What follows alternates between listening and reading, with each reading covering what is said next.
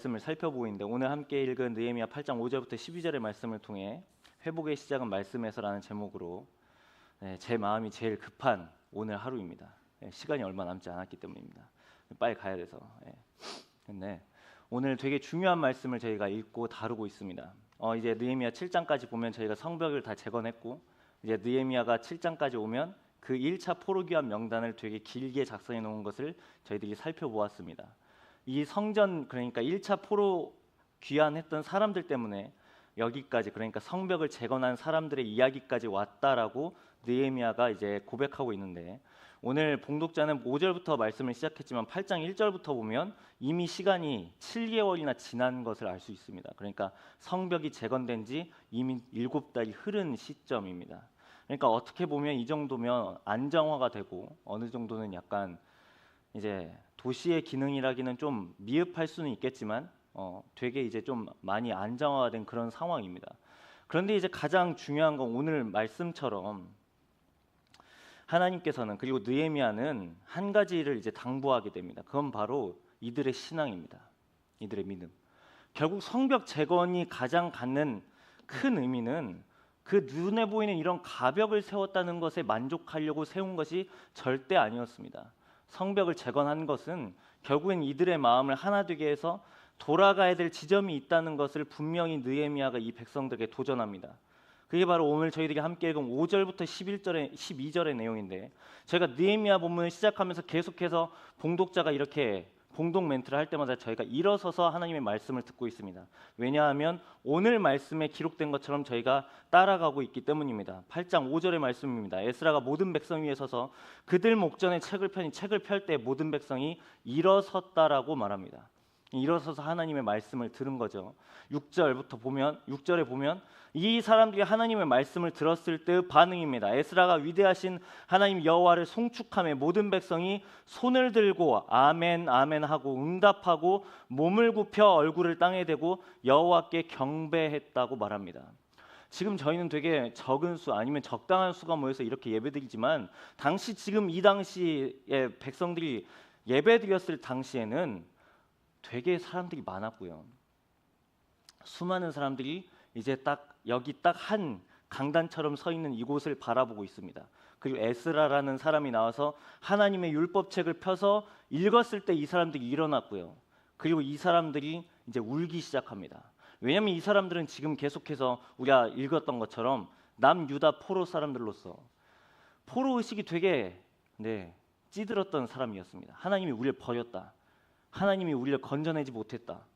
왜냐하면 성전과 성벽이 무너져서 율법도 다 지키지 못해서 우리는 하나님께 버림받은 사람이라고 그렇게 자신들을 평가절하했다는 거죠.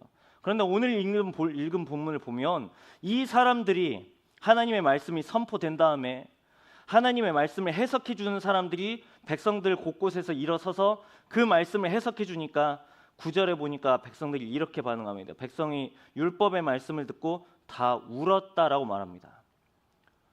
이 사람들이 그러니까 기억한 겁니다. 하나님이 우리를 절대 버리시지 않고 하나님이 여전히 우리를 사랑하고 계시고 하나님이 여전히 우리를 돌아오기를 원하시는 하나님인 걸 이 사람들이 드디어 하나님의 진심을 다시금 듣게 되었습니다. 그래서 이 사람들이 울었다는 거죠.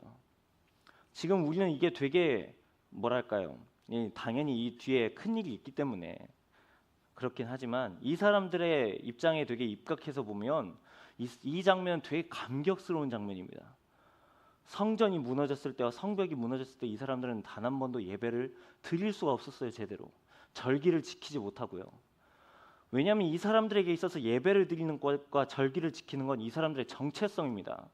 그러니까 드리지 않으면 하나님 백성이 아닌 것을 계속해서 자신들이 자각하는 것이기 때문에 상당히 되게 자신들의 마음이 다운될 수밖에 없는 그러한 상황을 계속해서 만났던 거죠. 그런데 보다 보니까 성전이 재건됐지만 여전히 하나님께 돌아가는 그러한 중심들이 일어나지 못했습니다. 그리고 이제 드디어 성벽이 세워진 다음에 드디어 여기서 느헤미야 8장에 이르렀을 때, 그러니까 성벽이 재건된 지 7개월 뒤에 드디어 이 사람들이 하나님의 말씀을 다시금 듣게 됩니다. 하나님이 우리를 버리지 않았다고, 하나님 여전히 우리를 사랑한다고, 하나님 여전히 우리가 돌아오기를 원하신다라고 말합니다. 잘 아는 말씀이죠. 느헤미야 8장 10절. 여호와로 인하여 기뻐하는 것이 너희의 힘이니라. 네. 이게 바로 지금 느헤미야가 지금 이 백성들에게 주는 권면이었습니다. 그럼 이제 이 본문을 우리에게 적용해 보겠습니다. 당연히 오늘 말씀의 제목처럼 우리의 회복의 시작은 말씀일 겁니다. 종교개혁 이후로 많은 그리스도인들은 여전히 개혁되기를 꿈꿉니다. 개혁되어야 된다고 말합니다. 자신의 신앙도 그렇고 자신이 몸담은 공동체도 그렇고 자신이 섬기는 교회도 그렇고 이 사회 역시 개혁되어야 된다고 말합니다. 그런데 문제는 그 개혁되기 위해서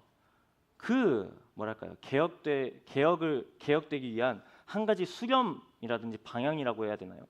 늘 그런 것들이 그리스도인들마저 그렇습니다. 자신의 생각에 머무를 때가 많다는 거죠. 이게 지금 내 마음에 들지 않으니까, 내가 보기엔 지금 되게 뭔가 시대착오적이니까, 나의 공동체가, 내가 섬기는 교회가, 아니면 이러다 보니까 자꾸 눈을 들어서 다른 곳이 어떻게 하는지 봅니다. 저기는 저렇게도 한다던데, 저기는 이렇게도 한다던데, 지금 세상은 이렇게 흘러가는데 교회는 이렇게 정반대로 흘러가는데. 아니요, 여러분, 마음을 고쳐 먹어야 됩니다. 그리스도인이 개혁할 수 있는 단초와 출발점과 끝점은 다름이 아니라 말씀입니다. 말씀을 읽지 않고 개혁된다는 건 어불성설입니다. 말씀을 읽지 않고 우리의 신앙이 새로워진다는 건 자기 착각입니다.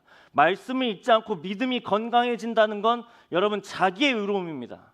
말씀을 읽지 않는데 어떻게 신앙이, 말씀을 어떻게 연구하지 않는데, 하나님께서 나에게 뭐라고 말씀하신지 내가 듣질 않는데 우리의 믿음이 어떻게 개혁될 수 있겠습니까? 이 지금 백성들도 마찬가지였습니다. 절기를 지키지 못했고 예배를 드리지 못했습니다. 어떻게 보면 좀 변명 아닌 변명을 하자면 변명할 수 있잖아요. 성벽이 무너졌잖아요. 성전이 무너졌잖아요. 우리의 상황이 지금 예배 드릴 수 없는 상황이잖아요, 지금. 그런데 지금 느헤미야가 뭐라고 말합니까? 다시금 눈을 들어서 도전하는 거죠. 말씀 앞으로 가기를. 어떻게 보면 성벽 재건보다 더 이 사람들이 시급하게 개혁되어야 되는 지점은 이 사람들의 성벽이 아니라 이 사람들의 마음이었습니다. 이 사람들의 마음이요. 445 분열된 이 사람들의 마음이요. 성벽을 재건하다가 다툴 수도 있지 않았을까요? 자기가 책임을 맡기보다는 남에게 전가할 수도 있잖아요. 이런 수많은 일들 가운데서 느헤미야와, 그리고 하나님께서 느헤미야를 통해서 주시는 말씀은 결국 성벽을 통해서 이들의 마음이 재건되어야 된다는 겁니다.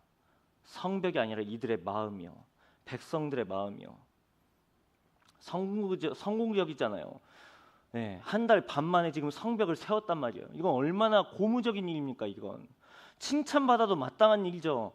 그런데 느헤미야와 하나님께서는 여기서 그치지 않고 말씀으로 돌아가기를 도전하고 있다는 거죠. 우리도 마찬가지입니다, 여러분. 우리 공동체도 지금 계속해서 지금 11월 마지막 주까지 아직도 지금 느헤미야 8장이니까요. 13장이면 아직도 5주나 정도 남았습니다. 우리는 계속해서 재건에 대한 말씀을 들을 겁니다. 여러분, 근데 우리가 뭘 재건할 건데요? 우리 공동체가 재건해야 될 부분이 뭔데요, 대체? 우리 공동체가 다시금 붐을 일으켜야 되는 건 뭔가요? 인원인가요? 잘 드려져야 되는 예배인가요? 물론 그럴 수 있죠. 그런데 여러분, 우리의 신앙은 여기 안에서만 완성되는 게 아니라 여기 바깥에서부터 시작하는 거죠. 저 문을 열고 나가서부터 시작하는 거죠. 그러니까 이 책이 있는 거죠, 여러분. 이 책을 들고 저 밖으로 나가야죠. 우리가 살아가는 자리에서 이 책을 읽어야죠.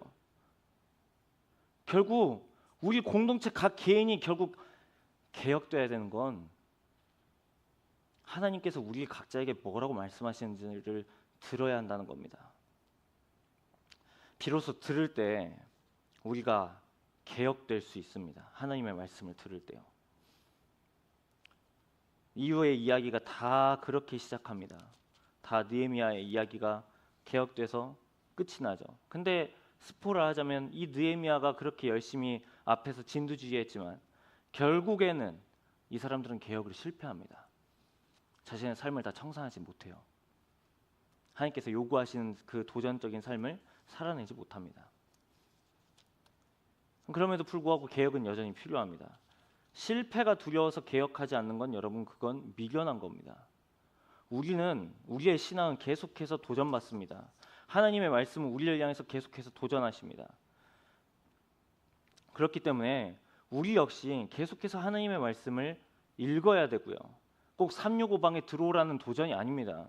물론 들어오면 당연히 읽기 좋은 환경이기 때문에 그럴 수 있겠지만 여러분 각자가 우리의 각자의 삶의 자리에서 하나님께서 나에게 뭐라고 말씀하시는지, 우리가 청년 때 계속해서 그런 질문을 갖잖아요. 하나님께서 나를 향해서 나의 인생 가운데서 뭐라고 말씀하시는지 모르겠습니다.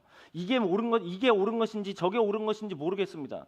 도대체 나는 뭘 선택해야 되는지, 내 직업은 뭘 가져야 되는지, 내 인생을 어떻게 살아야 되는 건지, 하나님께 기쁨이 되는 건지 모르겠습니다. 여러분, 읽으세요. 하나님의 말씀을. 하나님의 말씀 여러분이 말씀하시는데요. 왜 안 읽으세요? 글 읽고서 물어보세요. 그 중요한 건 이 말씀을 읽을 때 하나님께서 반드시 우리에게 깨닫는 영을 주셔서 우리가 하나님의 마음이 무엇인지를 알게 하신다는 거죠. 그렇기 때문에 여러분, 우리가 하나님의 말씀을 가까이 하는 게 우리의 개혁의 시작이어야 한다는 거죠. 우리의 부흥의 시작은 여러분, 이웃을 사랑하는 것 맞죠? 해야 됩니다. 그런데 우리가 하나님께 어떠한 사랑을 받았는지 이 주신 말씀을 통해서 늘 기억해야 되는 거죠. 이걸 알 때 비로소 우리는 내가 나의 이웃을 사랑할 수도 있고요. 내가 하나님을 향해서 나의 가졌던 마음들이 성장할 수 있습니다. 하나님께서 오늘 이것을 우리에게 도전하고 계십니다. 사랑하는 청년 디모데 여러분, 그렇기 때문에 우리의 회복의 시작은 다시 말씀을 읽어야 합니다. 하나님께서 여러분에게 뭐라고 말씀하시는지 들어보십시오. 그리고 여러분을 향해서 어떠한 사랑으로 다가오셨는지 이 말씀을 통해서 깨달으시기 바랍니다. 모를 때마다 기도하시고 말씀을 알려달라고.